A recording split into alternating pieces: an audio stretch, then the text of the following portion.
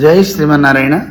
భగవద్బంధువులారా, ప్రతిరోజు మనం ఎన్నో సమస్యల్ని ఎదుర్కొంటూ ఉంటాం. ఒక్కోసారి సమస్యల్ని ఆనందంగా ఎదుర్కొంటాం, ఒక్కోసారి ఏడుస్తూ ఉంటాం. అయ్యో నా వల్ల కావట్లేదే అని బాధపడుతూ ఉంటాం.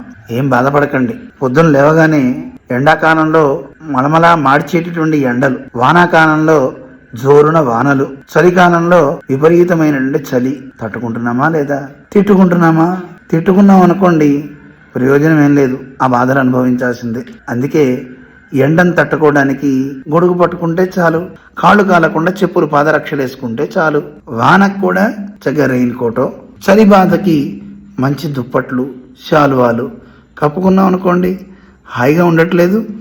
అలాగే శతకోటి దరిద్రాలకి అనంతకోటి ఉపాయాలు అంటారు. అయితే అనంతకోటి ఉపాయాల్లో చాలా గొప్పదైన ఉపాయం మన సమస్యలన్నిటినీ ఎదిరించి మృత్యువును కూడా దూరంగా నెట్టే ఒక అద్భుతమైన ఉపాయం మనకి మహర్షులు చెప్పారు.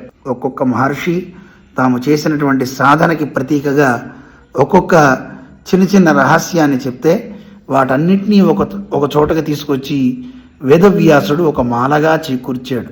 ఆ మాలని ఎవరు ధరిస్తారో వాడికి అపజయం ఉండదు, వాడికి ఎప్పటికీ విజయాలే కలుగుతూ ఉంటాయి.